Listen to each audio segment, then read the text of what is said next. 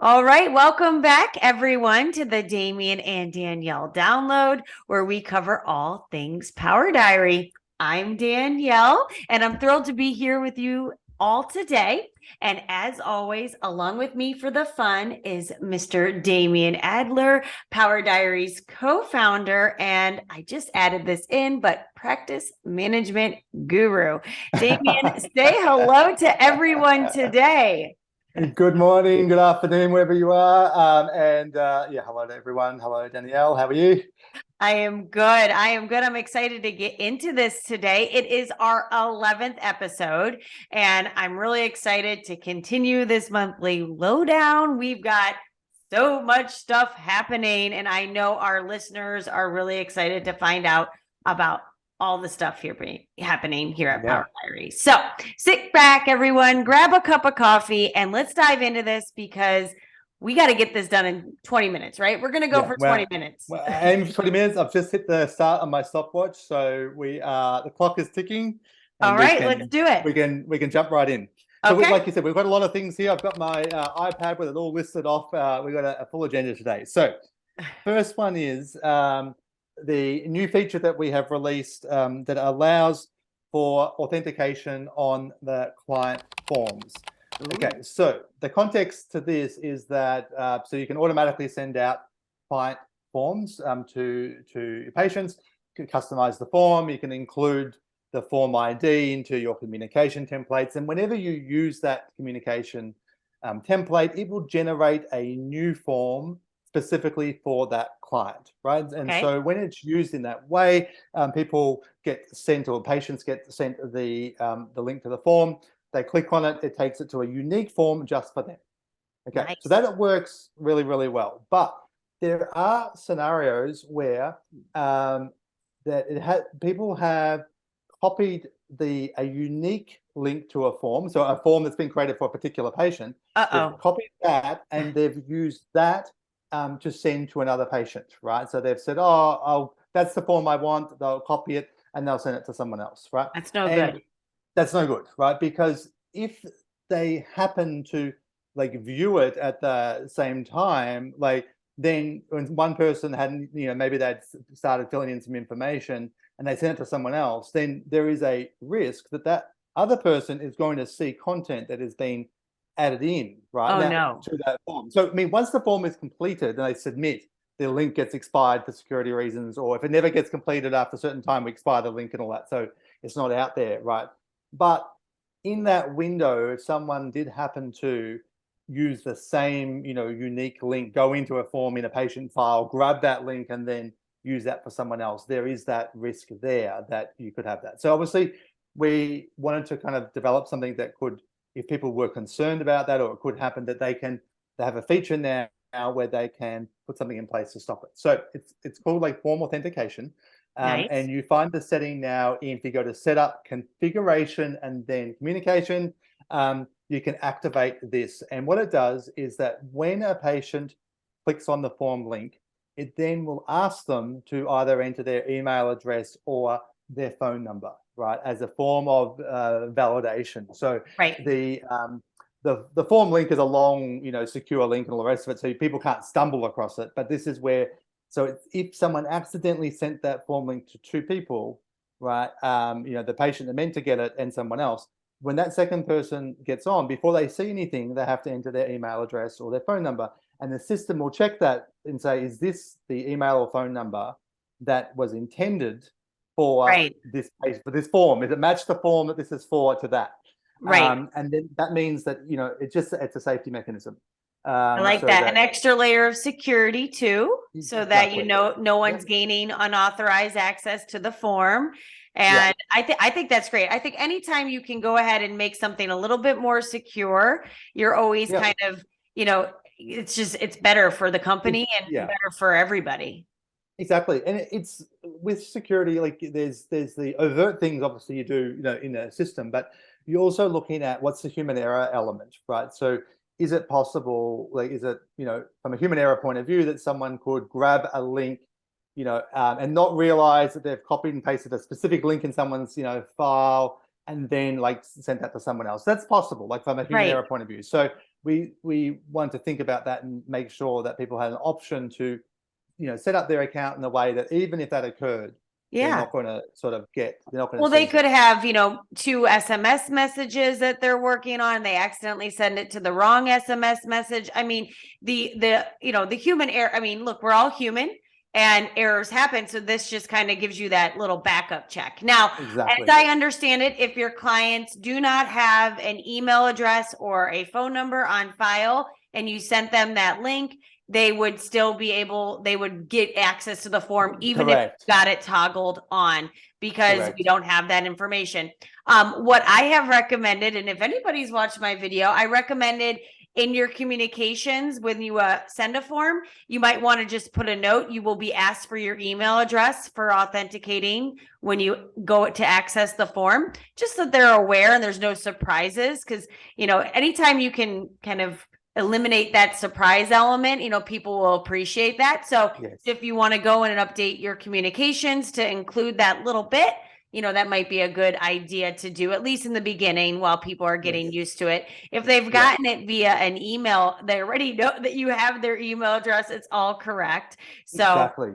and then the And other thing is they should also make sure they're using the email address that you have on file. So Correct. there could be those few cases where what email address did I use? So, they want to just remind them that this is the email address that yes. is going to be on file because I'm sending you an email to it. Exactly. And most of the time, anyway, because the forms are typically sent via email or via SMS from within Yeah. Power Diary, it's going to be pulling the email address and sending it so the person's going to receive it on the email address that we Right. have in the system, and therefore they will, they'll get it. And it's the same thing about if someone doesn't have an email address or a telephone number, they'll still be able to access the form. The reality is that it would be very, very rare that would be the case anyway, because how did they get the form? Right. Like I was the thinking form had that to be sent. myself. Exactly. It really would be only a scenario where maybe someone like a practice got the link to the form from Power Diary, went to a separate email system, emailed them directly from that, Right. but didn't have the emails stored in Power Diary. So there's a scenario like that, but extremely, that's Extremely there. So rare. and they're able to then they still need to be able to access the form in those circumstances because it's part of the kind of workflow. But anyway, really, it's a good feature. It's a very unlikely scenario that it happens when people send out the wrong thing. But we did, listening to feedback, realize that can be something that happens. And to iterate, it's only if someone is manually sending, Right. like they've gotten the link and put it in. If you just put the form merge field in your communication template, the system will take care of it all automatically. Right. You don't have to think about it. It's never going to send the same form to, the same thing to multiple patients. But Right. it's only where people are going, for whatever reason, they're doing something a little bit different and they're getting that link and sending it manually, that there's there. So anyway, that is taken care of. It's in the system right now. Go for it. Next thing. Okay, you can now close and expand notes and forms. This is a new feature favorite, I might add, Yes. based upon the feedback we've been receiving in our Facebook group. So Yeah. tell us about it. Yes. So obviously with forms and our notes, there over time, people have a lot of notes and a lot of forms, right? And Yeah. we've got people have been using Power Diary for 10 years, and they're more even in some cases. So the amount of like data that sometimes people have if there's a really long-term patient or this thing, it gets really big. And before you used to have to scroll, right? So the form would always be expanded and you'd have to scroll, to kind of find, and that could take a while. It can take a while. And the feedback was, look, hey, I want to navigate to a particular form or a particular note, and I'm like scrolling to do that. So now you can kind of collapse it right down. Right. And so you just see, the abbreviated, part of the note, and then you can, of course, please expand that. And then you can expand the note, or you could re-expand them all. Now, it's important to note when you head back to your forms or your notes, you will see them all initially in the full, like all open. You just got to go and collapse them all. They'll all collapse. You scroll, you find, you open it up, you look at the note or look at the form, close it back, close them all, whatever you want to do. Possibilities are endless. And like I said, this is a feature favorite and like what we like to call a delight for our customers. Yeah, exactly. And it's, again, feedback we receive from people about, okay, what are things that we can do that makes life a bit easier, and that's one, and Brilliant. it's been extremely well received, so that is good. Good. Okay, on to the next thing, because we've got lots to talk about.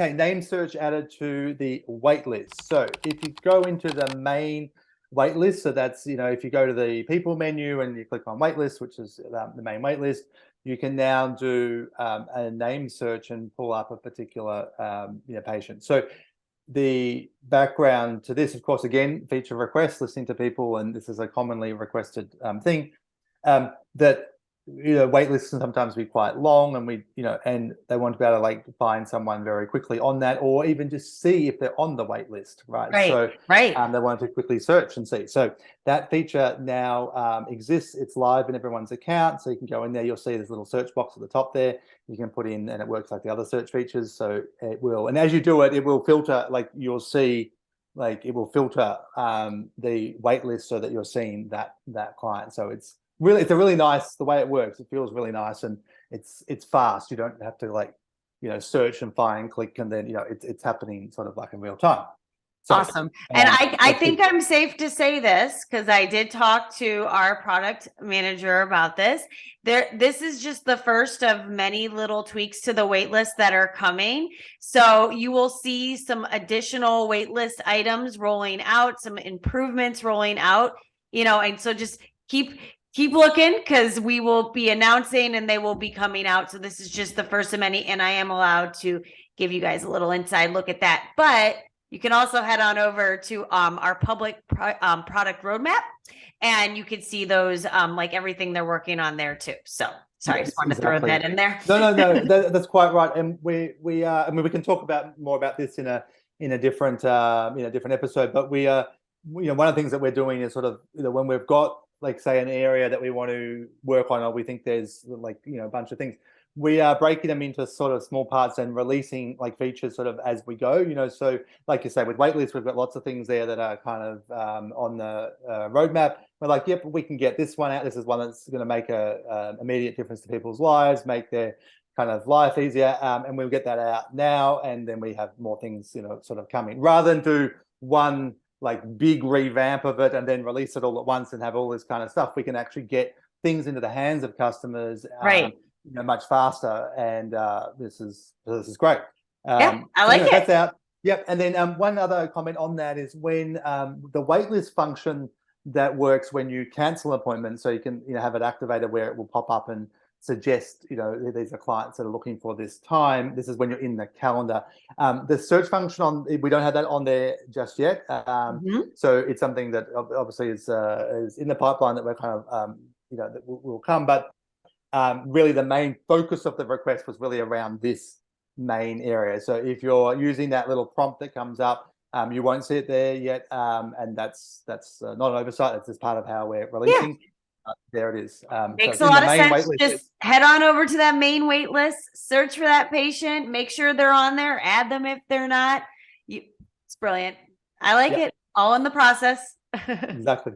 Okay, next one we've got is time zone notification. So reminders for appointments and appointment times are now can be sent and received in the client's local, or the patient's local time. Okay, so an example.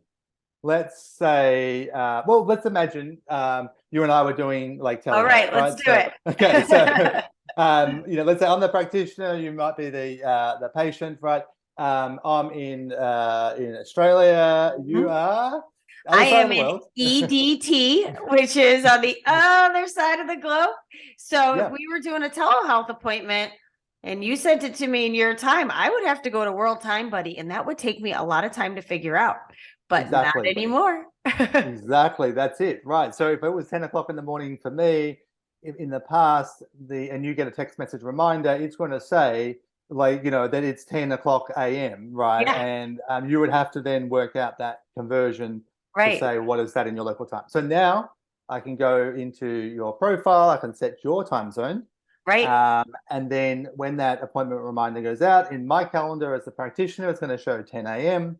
But when you receive the reminder message and you've got that the appointment time, it's going to be in your local time. So in your which time zone did you say you're in? I'm now EDT because we are on daylight time. Oh yes, you guys are on AEST because you just changed times. I am the time zone guru now, but yes, it comes over and I tested it myself and this works. And what's great too is it puts the like that abbreviation. So whatever. So like I said, I'm EDT. So it puts that after my time. So I'm like confirming because again, this is a new thing. So before that wasn't there. Now you're like confirmed it's there. Yeah. Now you do have to go and turn this on. You have to turn this on the same place you turned on the other feature too. So it's right there under setup, configuration. Communication. Yeah. So you're right. Configuration, and then communication. Yes. And then turn that on. Because I didn't do that when I first tested it. I was like, what did I do wrong? And they're like, you got to turn that on. So turn that on. And then from there, you just want to go ahead and, it will be good. I think, honestly, I think more about the people that are even closer to like each other. Maybe they're right on that border of that time zone. I'm sure there's instances where somebody is like a town over and maybe they're on a different time zone. It does happen. And so now this really, it's great. I think this helps really a lot of people out. Yeah, and you're right that's the much more common sort of use case is that like, and we even have like states like Queensland and New South Wales, for instance, which are bordering, and one will have daylight savings and others won't. And if people are providing services over the border, which often they are, because there's towns that literally are half and half, it becomes a bit of an issue. So this allows for just better management of that, and it's also part of the trend that we saw started in COVID, but has continued on, about people providing more telehealth services, and with that, they're not as geographically constrained, right? So before, obviously you're providing services to people in your geographical area, but now you can provide services anywhere you like in the world, and people are much more used to telehealth and so forth. So we're seeing more and more people providing services at greater distances and more likely in different time zones. So again, requests coming through, has been this idea of we need to make this sort of improvement to the way that reminders work to avoid confusion and just avoid people having to do like calculations in their head about which, get on world time, buddy, figure it out. No, I think there's even like a region in Australia where it's like a half an hour difference, very close to each other. It's just a half an hour difference. So that could be confusing. Now, important to note, you have to go ahead and add the client's time zone to their record. So you might have already, before this had launched, it was like coming soon. You had saw that little area on the client's profile. That's gone now. So you can start, you could have started doing them. And I think people were starting to do them. So they picked up on that. But you just want to go ahead and select that time zone for the client, and then automatically they will get the notifications, email, text message, all in the proper, their time zone. If you don't go ahead and add that to the client's profile, they will get the notification in the practitioner or where the practice is set up as time zone is. So exactly. Yeah. And the idea behind that is that we don't want to create any extra work for people who won't use this feature. If people are already providing stuff in so you don't need to go through and put that in every single client. It's going to assume the same logic as we always have. Yeah. But if you add the time zone in, it's going to know, okay, that's what you want to do with that particular client or that patient, and then it will take care of it for you. So, and there'll be no like that abbreviation for the time zone after the time. So we'll just say the time, easy. That's it. Spot on. Good. Okay, now another thing we'll talk about, just in terms of features, one more for this month that we'll talk about, then we'll move on to some other areas. We've now added a location field in the some of the sales and payments reports. So again, the feedback on this has been that you might have a particular practitioner, so they've got a calendar, and they're providing services across a few different locations, and they want to get some, they want to be able to filter based on that sort of location. So you will see those if you're in the sales or payments report, or if you go into an activity summary, you can add in the location, and it just allows you to be more granular, because it might be on a particular day, someone might be working across a few different locations, and they just want that data based on that location. So again, feedback that we've had, and it is now incorporated. It's live in everyone's accounts, so you will see that there. Excellent. Don't have to use it, but if you do, it is there for you. Awesome. Wow, gosh, they were really, really, really busy the past couple of weeks. I mean, I was busy making videos. You were busy. I mean, we were just the amount of stuff that is coming out of the dev department and product. I mean, it's really exciting to watch and see. We had to make whole boards just to kind of follow along with what was going on, because we didn't want to miss anything. We really wanted to keep all of our customers and all of our potential Power Diary customers really informed about what was out, why it was out, and how it can better your practice. So I really hope you guys liked hearing about all the stuff that we did. We are really proud of our team. So good job, you guys. Yes. Awesome. And we've got a lot of stuff for April for our next one too. We were having a quick look at that before. That's going to be another exciting month of releases. Another very exciting month. Exactly. Now let's jump into company updates. Okay. And you want to talk about we've won some G2 awards, right? I love G2. And so as we should all know, G2 is an independent review site where people go and they review softwares. And it's probably the #1 software review site out there on the internet, and it's fantastic. So we got 7 awards for their spring 2023. Gosh, we're in 2023. I'm still not used to it, award segment. So and just so you know, they do go, I know it's more fall coming up for my Australian friends. They go by the rest of the world. So they're spring, but Northern Hemisphere, yes. The Northern Hemisphere. There we go. The Northern Hemisphere. So it is spring, and we've gotten, like I said, 7 awards. So we got Momentum Leader and Mental Health and Medical Practice Management, High Performer Small Business Physical Therapy, High Performer Physical Therapy. So we got the small and the big. That's awesome. High Performer Small Business Mental Health, High Performer Mental Health. So again, 2 categories. That is, and to get these, and we're getting reviews in all of these different categories. So, they're not just, it's awesome. Yeah. It's really awesome. That's right. Looking at their methodology, they look at all the different places we're getting kind of reviews of the different types of businesses and types of practices. Yeah. And then you get one of, these awards if you're sort of excelling in leading a particular category, So it's amazing when we see that, like you said, the small and the large, because we do, like our customers, right? We have some, customers who have got, 1 or 2 or 3 practitioners and have got very like a small, and then we have others that are, really, really large and have sites all over the place and multiple clinics, all over the country and whatnot. And so to get that span, that's really exciting to see. Yes. And we also got High Performer and Medical Practice Management. So like I said, 7 awards, super proud of everything that goes into that, which is dev to customer service to really taking care of our customers. I hope you all feel you're taken care of.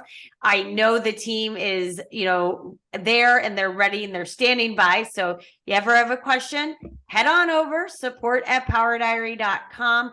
Join our Facebook group. We answer things there as well, or jump into the chat, the live chat within the app. That team is phenomenal. And like I said, our dev team's phenomenal. And actually, I just think everybody at Power Diary is phenomenal, because I can't forget I can name everybody. Data import. Go and go and go and go. They are all phenomenal. It's a great, it is a team that are really dedicated to the right, I think the right sort of things. That's really what makes, that everyone's sort of fired up about just trying to make life easier for practitioners. And at the end of the day, that's what it's all about, is that the practitioners out there delivering health services and making that that difference. And yeah, we're very lucky to have a team that I think have the right values and the right focus and are motivated by the right sort of things. And getting this sort of stuff out to people, and just getting feedback that okay, that's helping and making their life easier. That's what makes everyone kind of gets everyone excited.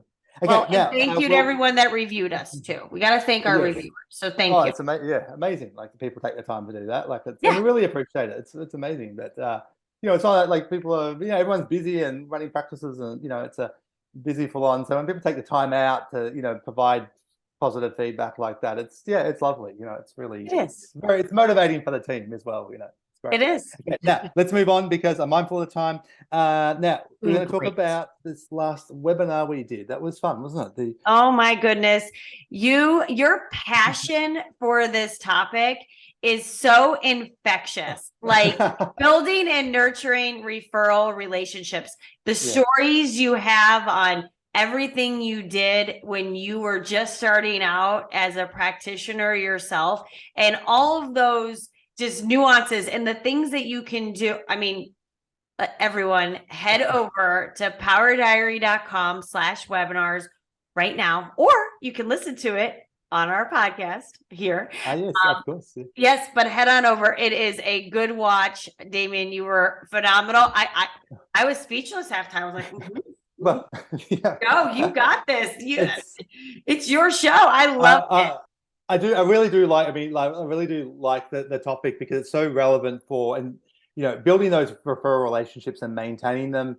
It's one of the things when people are setting up practices that they're a bit nervous about. It's an area that when you're running a practice, it's vital for keeping the practice growing and to really have it run really efficiently and have the right sort of patients coming to you and all that. And so it's one that and like my wife and I, we were setting up and we had our private practice for 15 years. We made some really big mistakes too, right? So it was good to kind of talk to in that webinar, talk a bit about the things that we found that works and the things that we've seen around the world now that work really well, and we can pull those themes out. But also, don't do the dumb stuff that we did because we learned. Yeah, we learned. You learned from your mistakes. Mistakes are just opportunities in disguise. Exactly. Yeah, absolutely. And but if you can avoid it, they say a wise person, learns from someone else's mistakes. Yes, absolutely. If you can learn from someone's mistakes for your opportunity, by all means, learn. So it was good fun. It was good. It was fantastic. It ran a bit long, which I was a bit worried about. But people, when we look at the view statistics, like people watched it, like they stayed on, so that's always a good sign. So that's a good sign. Yeah, so it was great. Thanks everyone who watched and provided feedback and everything. That's great. Okay, now we have an upcoming. Yes, I'll let you talk about this, right? Okay, yes. So there's an upcoming Power Talks. It'll be at the end of the month again. It will be with you and Harry, who is one of is customer operations and technical lead. He's been with Power Diary, and I just put in here, forever. He is. And he's a young guy too. He is fantastic. And I can't wait to see you two guys banter. It is staying coordinated with rosters. So again, we're going to dive into a feature. We're going to talk about how rosters can help your team stay coordinated and manage time. Who doesn't like managing time? Setting up availability for your practice and rostering tips and tricks. So you both are going to do so good on this one. I can't wait to watch. It will be great. And like Harry, like you said, Harry's been here from almost day one. So in fact, like the first two hires we ever made in customer support many years ago are both still with the company and with Power Diary. And now their knowledge and what they provide. So Harry provides amazing insight and assistance to the customer team, and he's like a go-to person. And he's I ask him questions all the time. Oh yeah, so do I. Don't worry. I'm like, how do I do this again? And then he'll shoot me a note or whatever, and it's like, I should have thought of that. Why did I know? Well, Harry knows because Harry knows everything. So he does I think it's going to be, and I've been wanting to get him with you on a Power Talks for a while now. So I'm really excited that it's finally going to happen. So everyone head over, register for this webinar right now. It should be live, the registration, by the time our download airs. So head on over, register again, powerdiary.com/webinars. And I think this is going to be a big hit. So I'm excited. Yeah, I'm looking forward to it too. And Harry, like he'll do a great job. Harry's a really low key in his expression. Yes, like he's mellow. very mellow, he's a smart guy, very mellow, thinks about what he says, and you'll balance each other out. It'll be balanced. Exactly. I'm looking forward. It'll be great to have. He might go to you. He might go, "Hey, Damien, we got like 15 minutes. Speed it up here." I think he might. Whereas I'm just like, let's go. Let's talk more. Well, speaking of which, awesome. we are doing really good. We are at 29 minutes or something. So we have kept this really nice and short. I've got nothing else. Do you got anything? No, we're good. I think we've covered today? everything off. We've gone over our 20-minute target, but we did have a full agenda today. We went over 20, but we didn't go 45, and we're under 30, so it's a win. That's awesome. Very good. Thanks so much, Danielle. All right. Thanks. Bye, everyone. Right.